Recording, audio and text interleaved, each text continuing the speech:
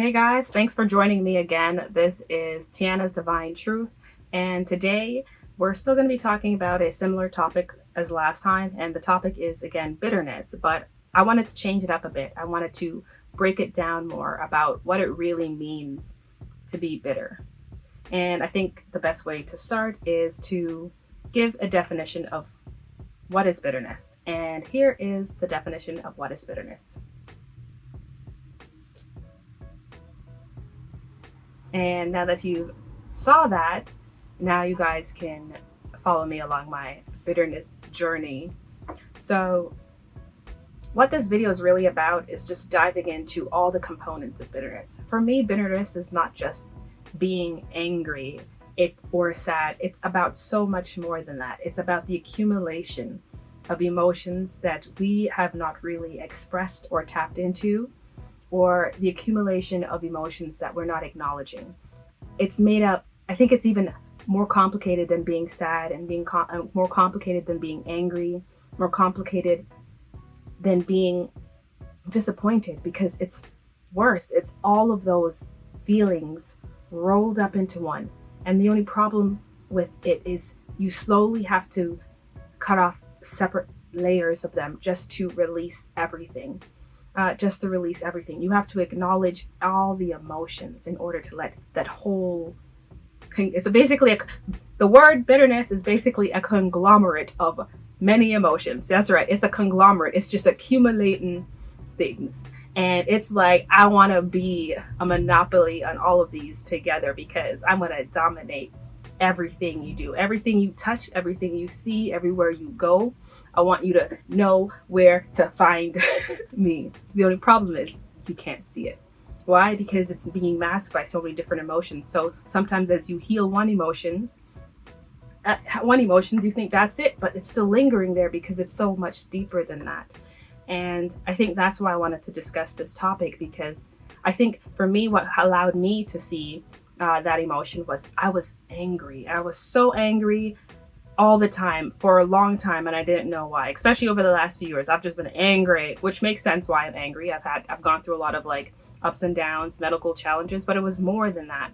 And as a very highly sensitive person, I always I'm not only angry, I'm not only holding on to my own anger, I'm holding on to anger from other people around me, other people in my environment, other people in my energy.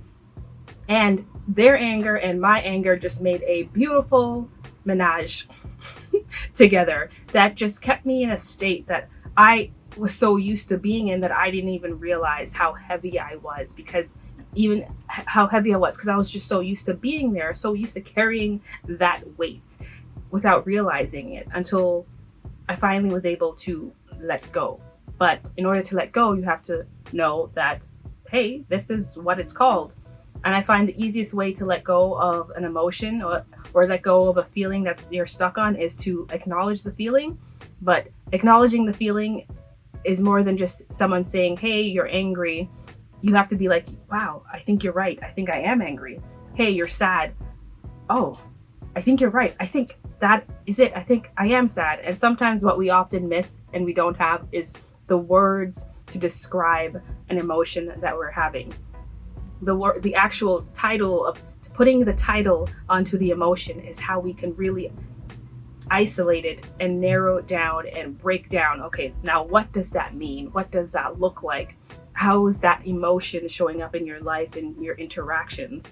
And why is it important to start breaking down and focusing on how to release and let those go? A personal experience I had with bitterness was I kept getting into confrontational moments with other people. And I'm just like, why is this happening? I don't understand. It was just something, and I didn't know why it was happening. And I sat with myself for a nice long 30-minute meditation. I'm like, God, what is this? I don't understand. And then as I was sitting down, in bright, blaring white letters, the word bitterness came up. And I was so shocked that I actually had to look up the definition of bitterness. I'm not even kidding you, because I'm a pretty, positive person. I think one of my gifts, thank you, God, is to look at the bright side of every situation and just be like, well, that didn't work out. It's okay.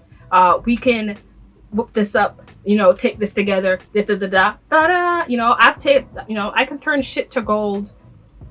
I think that's a talent of mine. Turning shit to gold is a talent of mine. So because I've never actually had to look at, it's just been something I've just gotten used to. I guess that's the thing, is I've gotten used to turning shit to gold and just making it work and spinning it and just doing the best that I can with what I have, because that's just what I have, right? At this time, it's just what I have. Doesn't mean it's going to be forever. It's just what I have at this time. But I ran into a block, and I didn't know what the block was until, like I said, I sat down for those 30 minutes and I did my meditation, and the word bitterness came up. And then I had to, humble myself and really look into myself about what it was about me, about my life, that was happening in my life that was making me bitter in it. And it was, for me, it was just more than anger. The anger was just the response. It was the accumulation of the other emotions going on in my life: the sadness, disappointment, the regret, the lack of self-love, like those moments where I didn't feel like I was loving myself more. And just having to really acknowledge that, hey, this is there. You really gotta look at this. Even though you've been doing really hard work and you've been, slowly chipping away at this block. This block is still pretty big, but it's big because you haven't really figured out what the wrapping paper is. But for some reason, once I was able to figure out the wrapping paper, it was so much easier to unpack everything. So that's why I say, really start looking at these emotions that you have, like this anger. What's really making you angry?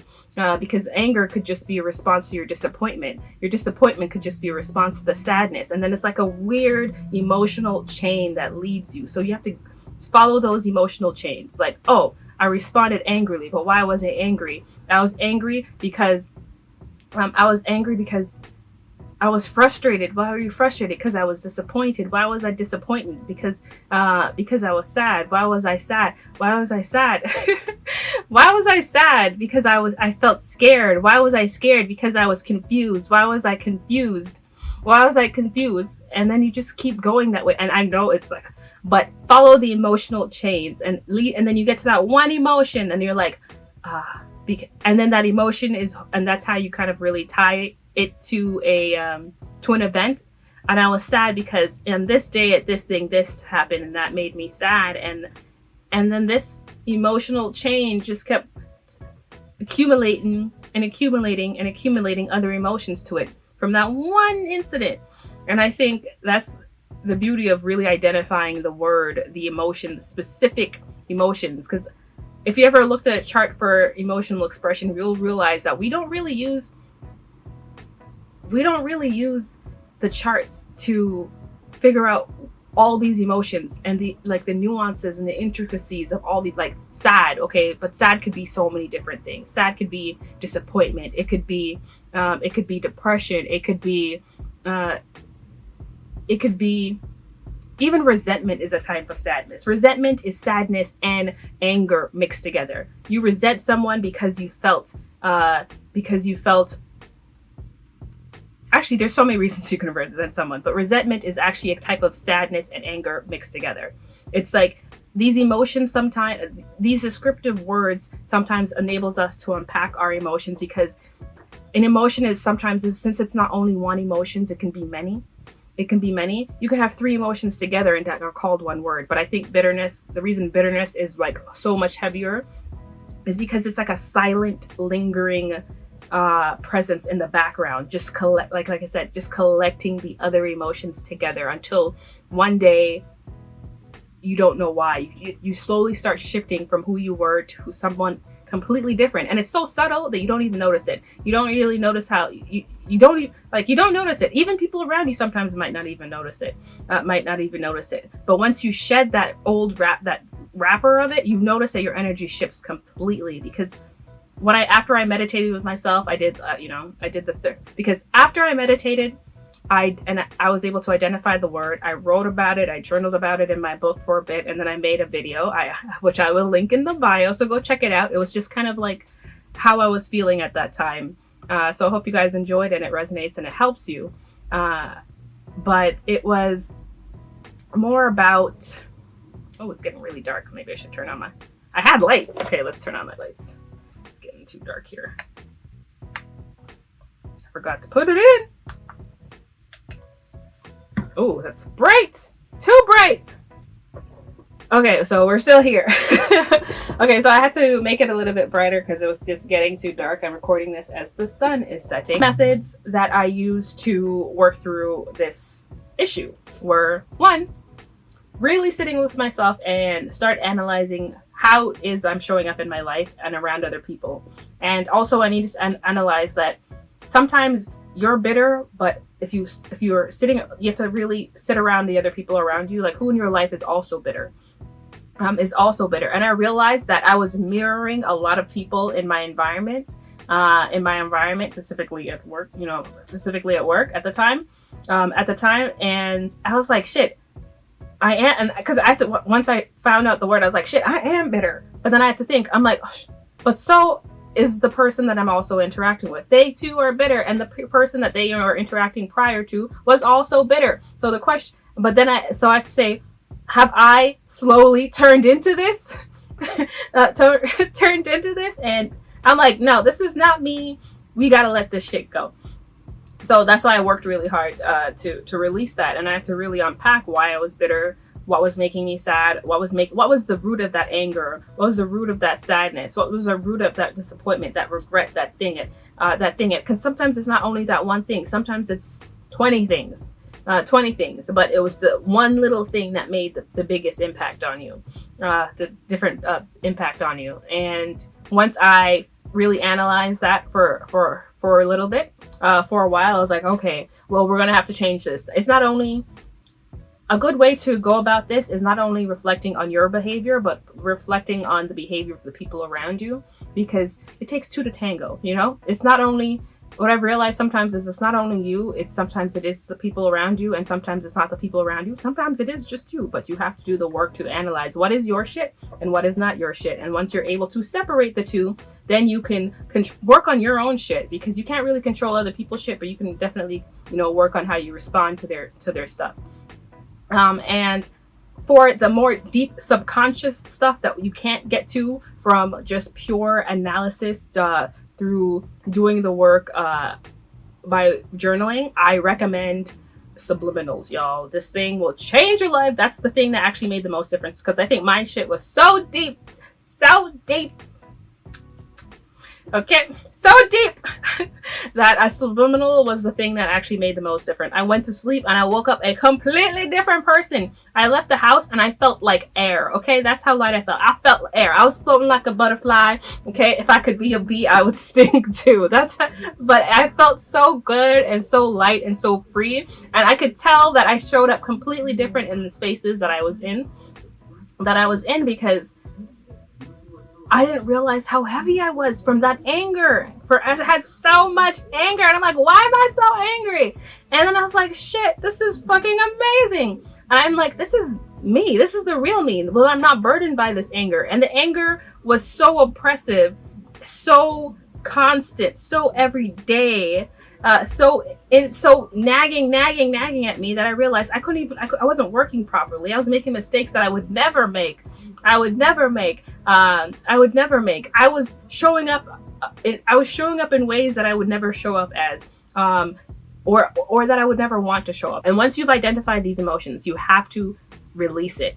Some methods for releasing is sitting in a meditative state and then thinking about each event. And then as you're thinking about the event, let the emotion arise within you and just say, I let this go. I give it to God to heal.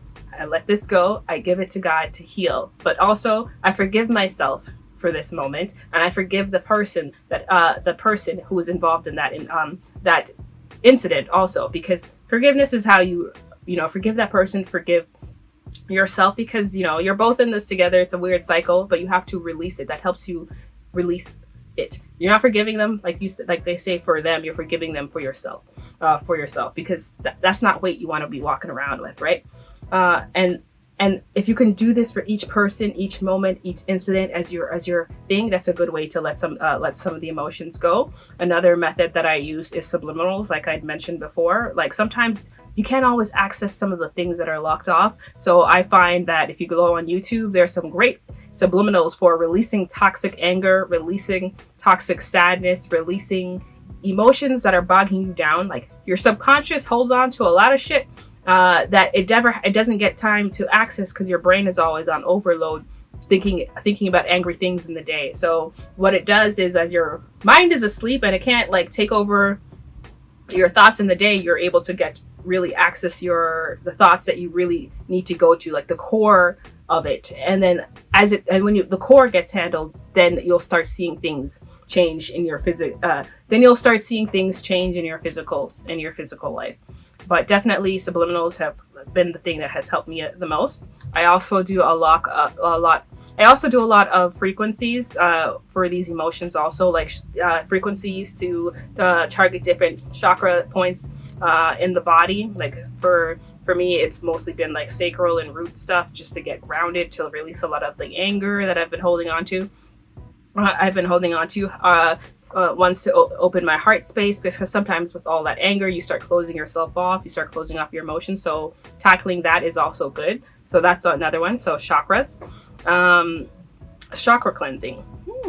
Some other methods that I've used is also EFT tapping. I have done the EFT tapping, and I do find that helps. As someone who's highly sensitive, but my sensitivity is definitely more physical and more in my body. So I find that does help me release a little bit more than a lot of the stuff. Maybe because it just, I don't know, I'm able to tap in. I'm able to let go of the energy out of my body more. And I find once I release the energy from my actual body, because my nervous system is very active and very sensitive. Once I'm able to get out of my body, then I feel calmer and more peaceful, and I'm able to relax more. Another method is channeling it into a creative endeavor. Like right now, creative endeavor, either that's writing, that's creating art, that's making whatever art is for you. If you create something that is artistic and creative or anything like that, that also is very good to channel some of that rage out. It gets your mind, it helps you focus more on the present, and that just helps you release it a little bit more. That's just a good way to, like, I'd say doing that is good for immediate redirection versus long-term redirection. I would work on the writing it out, analyzing it, and then start trying to be more present in the moment as another trigger is happening for you. But honestly, I'm happy that all of this stuff happened to me. This is only over the last couple of months, but I'm very happy that all of this happened, because then I just would have been walking around with this without realizing it. And I'm like, that's not how I want to go into the rest of 2024. Angry, bitter, unhappy. Really important to let this go, guys. And what I mean, the shift in your energy levels is transformational. Like you also won't even recognize yourself. So this is why it's really important to let it go. And then, because then when you let it go, you'll really be, because you always hear online, you need to let it go. Let it go. But what does that even mean? It used to drive me crazy. You gotta let go. You gotta let go. You gotta let go of what? I'm like, how do I let it go? What does it mean to let it go? Letting it go is like,